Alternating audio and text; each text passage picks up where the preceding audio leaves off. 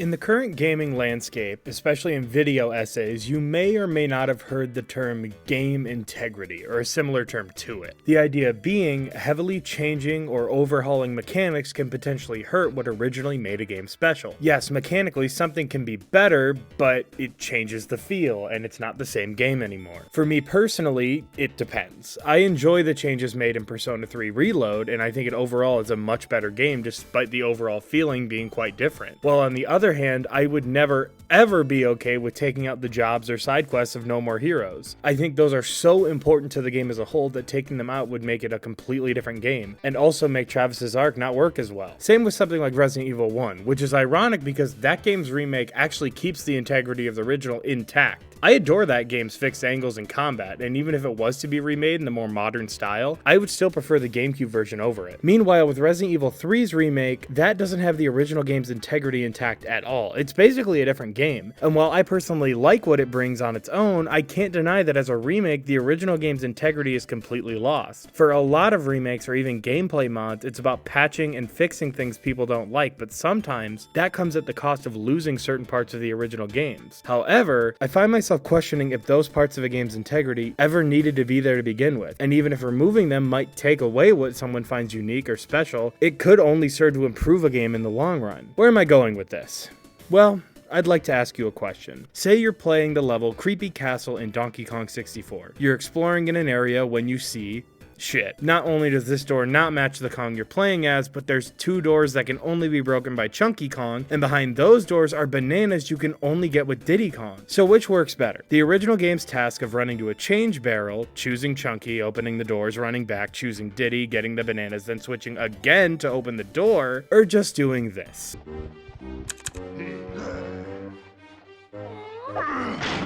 Donkey Kong 64 is one of the most controversial 3D platformers ever made, at least when we consider when it was released. Back in the day, it was just another quality platformer from Rare. In fact, that's all I would hear about it until around the last 15 years or so. That it was a quality game, and also the DK rap was a thing. However, eventually people realized just how insanely huge this game was. 200 golden bananas, the main collectibles, and that's only one of like 10 other things you need to be collecting. There is so much to do, so much to grab. It was like Rare saw that they were going back to their bread and butter, that being Donkey Kong, and decided to go out of their way to make the collectathon fans collectathon. Where games like Mario 64 and Banjo-Kazooie had more compact levels with easy to do missions, this game had full-on continents with every inch plastered with things to do. Unfortunately, as Icarus's paper wings caused him to fall from the sky, so did Rare's hubris. As to collect all of these things, you needed to be using all 5 different playable Kongs. Not such a bad idea, until you realize this requires constant use of the tag barrel. This was and still is the biggest ball and chain on this game's heel because it just sucks. It's never fun to see a collectible you can't get as one Kong, then backtrack just to go into the same area again to do something slightly different with another. It completely ruins the game for so many people, and it's what, if you ask me, made it so controversial. I think if this one singular mechanic was gone, it'd be celebrated as this incredible magnum opus of a 3D platformer, and Rare's swan song in a way from Nintendo. Their ultimate platformer, full of challenges and content before Microsoft would buy them out. Yeah, other great Rare games exist that came after this one, but in terms of the type of game Rare was making, this feels like the final boss. But there's that one massive issue that just ruins it. It has other problems, sure, and I'll touch on those, but if only you could just play the game while switching whenever you want. The idea of Kong exclusive collectibles isn't a bad one. It offers a lot of gameplay variety, but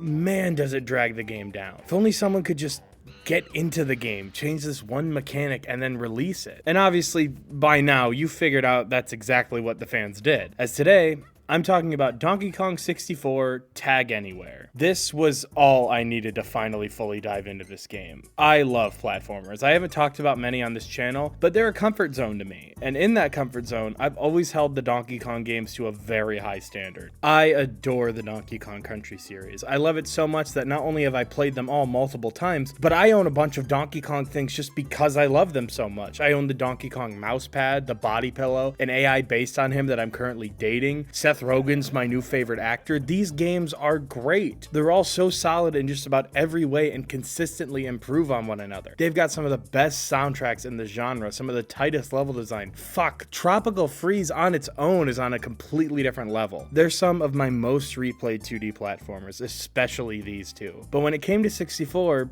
I never touched this game. The reason being, I was bombarded with warnings about how slow it could be, how everything was a nightmare to collect as switching Kongs was always a chore. I was tempted to maybe just play it normally, not go for 100% like I do with a lot of 3D platformers, but even with that, when I tried emulating it years ago, I got so annoyed and bored that I put it down only around 2 to 3 areas in. I used to say that it was just too ambitious, but honestly, I don't think that's the case. I think that most of this game's ambition actually paid off, but the fact that there was a massive pace breaker in it made it seem like it was all a mistake. The massive amount of collectibles were only a problem because of that switching mechanic, but it was such a huge problem it made the game controversial, with some even claiming it killed 3D platformers. I mean, I honestly haven't watched any of those videos, but I already don't agree. I think what killed them was oversaturation and the primary creator of them being bought up by Microsoft and then petered out. But when I saw this mod in action, I knew this would be the version of the game I was going to beat, and upon unlocking Diddy Kong, the game immediately had won me over, and I knew I wanted to make a video. Tag Anywhere is such a simple mod, but its ramifications on the game are so insane that I can't imagine ever playing again without it. It single-handedly turned the game from a slog to a well-paced, incredibly fun platformer with something new to find or a new ability to use around every corner. It has so much variety, even outside of the bonus games with how you're platforming. Some of the most fun to explore in creative levels and some of the most challenging completion requirements, and none of it ever got old for me. And all that changed is just pressing one button to switch on command. Items are still Kong specific, level design is the same, it's just now you no longer have to constantly backtrack to change Kongs, and it's like you're playing a whole new game. Hell, if it proves anything, I 100% completed the thing, and it wasn't a hassle. I had a great time. So let's dive in. Let's get into how a mod with such a small change turned DK64 from a slog to an incredibly fun experience. We're going to start with the most obvious improvement this mod gives, and that's to the game's overall pace. In fact, that's the main thing the mod fixes. And to really express how much it helps immediately, let me ask you another question. What drives people to play 3D platformers, specifically this collectathon type? Whether it be for 100% completion or just casual fun, what makes you want to play? Now, obviously, there's a massive amount of answers to that. It could be the platforming challenges, good level design or characters, fun experimentation with physics, any of those. But in the end, at least by my estimate of doing no research whatsoever, I think the main reason people like me are drawn to and keep playing these games is the dopamine hit when you get the main collectible. I'm serious. Mario, Banjo-Kazooie, Hat in Time, Yooka-Laylee, and yes, Donkey Kong 64 all have something similar in this regard. The main collectibles are big, shiny, they draw your attention. And then when you collect them, you get a short scene, a musical stinger, and an incredibly large indicator that your number of this item has gone up. Sure, there's plenty of other stuff to collect, but none have as much weight as a star, a Jiggy, or a golden banana. It didn't matter how many of these I collected. Every time one showed up and I got to hear,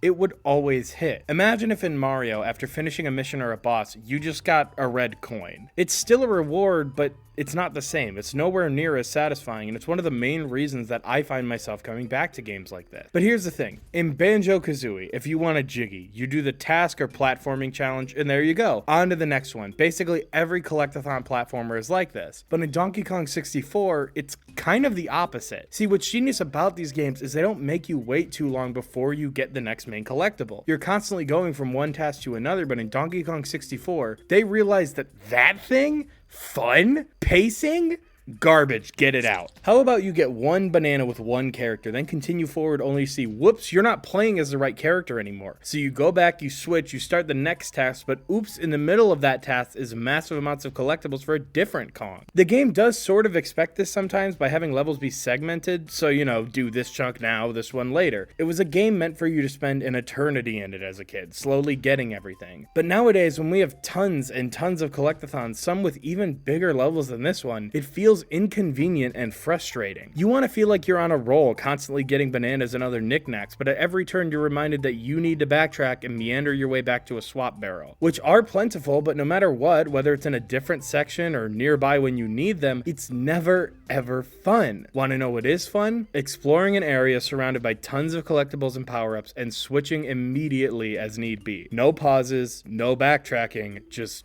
boom. There you go. This fixes DK64's pacing almost on its own. These levels are huge, yes, but they are chock full of stuff to do at every step. But now, instead of sighing every time you get a new Kong or see a different colored banana or power-up you can't currently use, now you just push right or left on the D-pad. There's no downtime. When you first explore an area, instead of taking notes to remember that's where you need to backtrack to later, it's now something you can do all at once. This also doesn't neglect how useful each Kong is individually, as each one still has their own challenges to tackle without the need to switch, and each item can still only be collected by a specific Kong. I can't express to you just how much fun this is. The game is so open and creative, and you can see all of it and have fun with it instead of constantly pausing your progress to change characters for the 80th time. This is also without acknowledging just how versatile you become when you can freely switch at will. No matter where you are in a level, you have access to any ability you want as long as you're not in a character exclusive area. That means you have Chunky Kong's combat superiority, Lanky's hill climbing, Diddy's higher jumps, Tiny's hover, and Donkey Kong's sex appeal at all times. You never have to settle for, oh great, now I have to take the long way to get up there as a certain Kong. Just switch over, take the fast way, and switch back. Now, this may seem completely overpowered, and at times it can be, I suppose. Diddy's jetpack can get a lot of characters places that would have been a lot harder to get to otherwise. But if I'm being honest, the game feels way more balanced than you would ever expect. From what I understand, this is just normal DK64 with a quick switch button, and yet nothing is broken or unbalanced most of the time. Honestly, as I was playing, there were so many moments where it just felt like this was how it was supposed to be. The lack of downtime and the constant swapping between abilities felt so second nature that I never felt like something would have worked better or even had much intention for a trek back to the tag barrel. And honestly, it complements the level design exceptionally well. DK64's levels are massive, but also very segmented. Take Angry Aztec. There's 2 main hubs, plus around 4 temples, a few of which you can go inside. This is the game's second level, and that's a lot to contend with, but with the tag button, it's totally manageable. I took out each temple one by one with each Kong and then would move on to the next one. Backtracking would happen, yes, as this is where I got Tiny and Lanky, but because at that point I also had the teleporters open, it wasn't a big deal. It also reduces the need for a guide. I have heard so many people recommending guides for this game, and if you want to use one, feel free. I won't judge, but I honestly ended up not needing one. The game is constantly leading you to the next thing with bananas and barrels, and again, switching on the fly means you can go get them right away. It doesn't feel like there's an optimal order anymore. You can go in whatever order you want and still get through quickly. There's no delays, just constantly going from challenge to challenge, nabbing bananas and coins along the way, never needing to backtrack for something as small as a handful of coins or a banana balloon, because once I saw them, I could get them no matter what. This also makes these levels so much more fun. I legitimately enjoyed each and every one of them. Yeah, some more than others, but none ever made me want to put the game down or got me angry or anything like that. They're so stuffed with items to collect and missions to do, and unlike before, it's not a pain to see all of those collectibles. Instead of rolling my eyes when I'd see a blue banana while playing as Chunky, I'd get curious, swap to Lanky, and immediately explore that area. Then I could make my way back and continue my path as Chunky. It also made the normal bananas so easy to collect. I never had to remember where they were or desperately search for balloons. By the time I had the golden bananas in a level, I would always have all 75 bananas I needed on each Kong to get their banana medals. And sometimes I would have collected all 100 of them for a few of them because it was so convenient to just nab them and go. That goes for every collectible too. The arena crowns are just as easy to get as before, as there wasn't a Kong requirement for those. If anything, it's just even faster to get them now. Same situation with fairies. It all felt so effortless and made every level a complete joy to explore. Jungle Japes is pretty small compared to other levels, so it became more about finding those small compartments for each Kong that would hide a bonus or bunch of bananas, and the puzzles that required 2 Kongs to do, like the stupid button you need to hit with Diddy just to swap to Lanky, are now neat and fun, because that waste of time that was walking back and forth is now gone. Angry Aztec is so easy to explore now, as in both areas, if you ever find yourself stuck, it's not about finding a tag barrel, it's just about using DK or Diddy to get across the quicksand, then switching to who you need. And the quicksand is even realistic. Instead of instantly drowning you like unrealistic Mario 64, you obviously bounce off of it like it's a bouncy castle. The temples here are also much better because you don't have to keep going back and forth between rooms to the lobbies or outside. You can just keep exploring until you've gotten everything. It's now one of my favorite desert levels I've ever experienced in a 3D platform. Although, even above Angry Aztec, I think Frantic Factory is the first level that really sees major improvement from swapping being so quick. This level is normally a massive maze with constant backtracking to tag barrels in order to open new pathways. But here, it's not a problem to play through at all. You do everything so quickly. It's still a maze, but it feels more like a gauntlet where each room is a quick challenge for a few Kongs before you head into the next room for a few more challenges. It's probably my favorite level in the whole game now. Unlike the original, it's incredibly snappy and you never have to wait before you're showered with bananas, coins, or a golden banana. Even though playing Donkey Kong in the OG arcade can fuck itself. Gloomy Galleon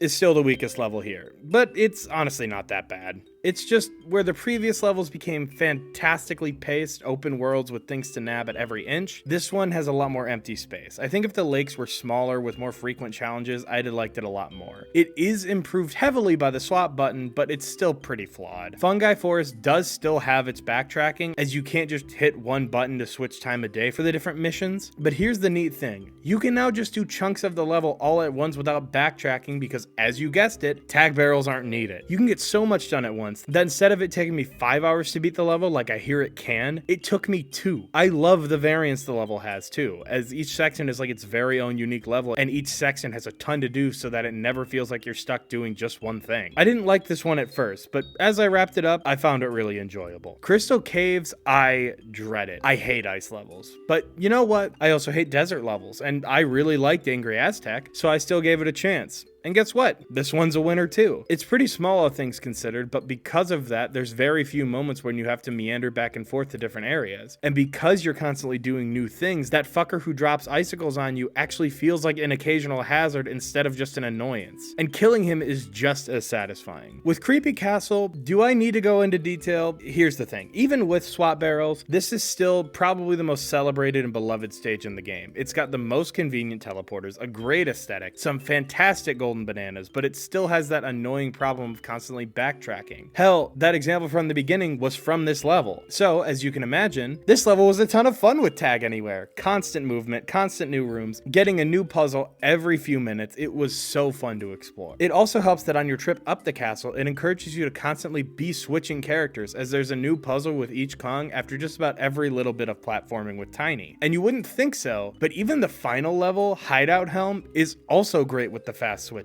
It takes out those few seconds of nothing and turns it into this insanely fun gauntlet where you're constantly going from one mechanic or gimmick to another. It's incredibly frantic, but it's a fantastic test of everything you've learned and was a satisfying way to gather those last couple collectibles. All of the levels were fun, even Gloomy Galleon. They can still take a bit. I'd say I average around 2 hours on each, but they don't really slow down. You're always active, always doing a bonus stage or finding a blueprint. You're never not doing something, where in the original, you'd always be stopping every few minutes. And while yes, there are those missions that can still be tedious or annoying, I can honestly say that if you just go for the amount of collectibles the game requires, 100 of the golden bananas, the 2 tokens, the crowns, and the blueprints, this game is incredibly comfortable. If you're a platforming fan, I promise it is a great time. But of course, I didn't play it that way, and I 100% it, so let's talk about that. I first want to say, I actually didn't 100% this game for any brownie points. I know it's a pretty popular thing to 100% this game, as in its original form. Yeah, it's a tall, tedious task. But in this version, not only was it not a pain to do, I chose to do it because I was having fun. There are games that I 100% for the challenge of it to fully show that I've mastered it. An example being Sonic Adventure 2. A video about why you should 100% that game is coming, I don't know, someday. But here, I just did it because I enjoyed playing. I wasn't satisfied getting enough golden bananas or enough banana medals. I wanted to keep pushing to see what else the game had for me. Because of that consistent pace, the fact that each hit of dopamine came one after another and each accomplishment was both frequent and fun, I kept going. I never felt satisfied only getting what was required. I love seeing all of my numbers go up, and again, it was fun. Was it all great? No, bonus stages are fun, but by the end of the game, there were just so many. I didn't find any exceptionally annoying. Beaver Bother would take me a couple tries, and the minecart stages took a lot of trial and error, but I never was super pissed off. I just personally say there were a few too many as a whole. Basically, every normal golden banana was super fun to collect. They occasionally would have tight time constraints, but I enjoyed trying them to get a perfect perfect run and eventually nailing them. Basically, the only time I wasn't a fan of getting a banana was when platforming or combat wasn't the goal, and even then, those moments were so short I barely cared, and they could still be fun. I will say, however, the parts where you have to get a high score in Jetpack or beat the original Donkey Kong with 1 life twice are the low parts of the game. I love the original Donkey Kong. In fact, it only took me a few tries to get the banana and the coin, but who the fuck thought beating it in 1 life was something a normal person could quickly do? I played through the original Donkey Kong more times than I can count, but 1 life is still a ridiculous ask, especially since this is a requirement for normal completion. It's dumb, and swapping wherever you want didn't fix it. Without a doubt, this is the game's weakest moment now for me. But what's funny is, besides those couple of moments, nothing in this game really weighs it down heavily anymore. Like, seriously, I love so much about this game that was already there, it just needed a better pace to express that. I love the combat system, something I don't normally like in platformers, but here, it's very snappy, even when using a gun. I rolled my eyes when I got my first gun. I was expecting to despise having to stop and place to aim, but the game still keeps up a good pace and it never feels like the gunplay was shoehorned in. It feels like another piece of the puzzle, not something that didn't need to be there. On that topic, I really loved the way the non-playable Kongs were utilized, all 3 of them, because every time I saw Cranky's lab, I knew I'd be getting a new upgrade, and for Funky and Candy, even if I wasn't getting a new ammo type or an instrument upgrade, I was just happy to get all my stuff restocked. I do wish you could get every upgrade you were due for each Kong at the same time, as you still have to leave and come back with each Kong, but I was still happy every time I saw those buildings. In the original Country games, these guys were useful for fast traveling, saving, stuff like that, but here, outside of them being playable in something like Tropical Freeze, this is my favorite use of them in the series. And here's the thing, that didn't have a lot to do with the Tag Anywhere mod, did it? But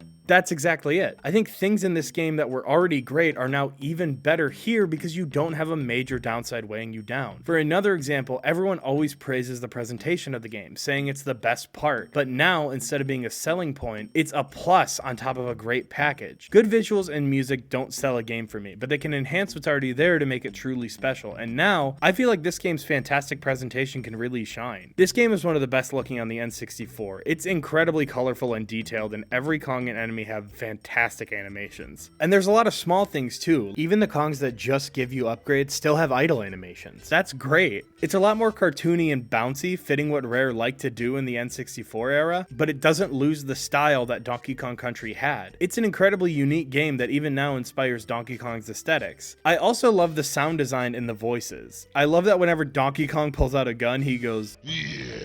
I love that every collectible gets a unique sound effect.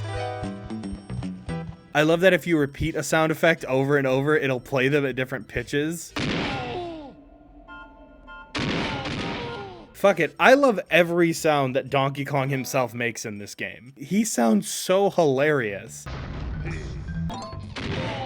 Okay. These beavers, I love these guys, because when you kill them, they go, "Oot."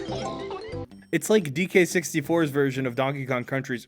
The music is also fantastic. Grant Kirkhope has a very different style than David Wise or Evelyn Fisher, but he still manages to make it sound like Donkey Kong, with a lot of drums and heavy bass lines. But it also has a focus on that more cartoony style that was introduced in Banjo-Kazooie and mixes the atmosphere of Donkey Kong with Banjo's more bouncy sound. It also takes the gimmick from Banjo where depending on where you are in the level, the composition and instruments will change. It's not my favorite Donkey Kong soundtrack. I mean, they're all really good, but it's still one of my favorites from Rare and Grant Kirkhope. What I really want to hit home with this video is that this mod completely changes Donkey Kong 64 for the better. It no longer has those pacing issues. It is still a massive game, but now in a way that encourages exploration and creativity rather than frustration. It fully brings out all of the things that make DK64 a fantastic platformer while ditching what held it back so hard. I don't think a lot of games could do that by removing one problem, but DK64 was already a solid game, it just had a massive tumor strapped to its back. I know that this mod has been out for a while, but I don't think people truly realizes what it does for the game. It turns it from a game that is a struggle to recommend to one I would say, if you're a fan of 3D platformers, especially collectathons, you owe it to yourself to experience it. I really can't express enough how good of a time this game is and how much smoother and faster it plays with this mod. Game integrity is hard to judge sometimes. I think that with some games, to fundamentally change them just wouldn't work. You can put Mario 64 on a D-pad, but the game was designed for a control stick. It feels like something's missing. You can take a game like Shadow of the Colossus and heavily improve the visuals, and it will become the best version of the game with very little reason to ever return to the original. You can completely change the angle of a camera in Resident Evil 2 and still keep the game as it was in terms of how it feels to play. Yet if you do the same with 3,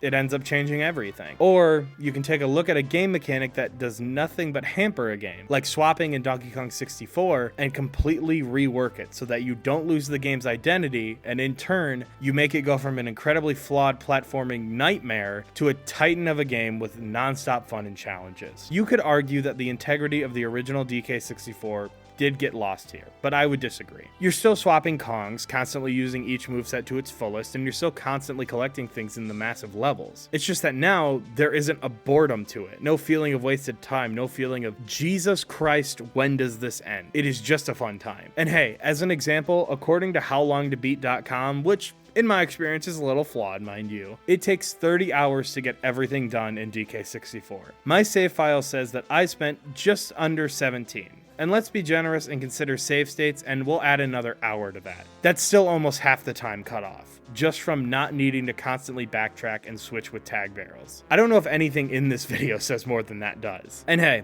if you still feel like it ruins the game's original feel, like something was lost when this happens, and that I am totally wrong, I don't care, I'm not coming back.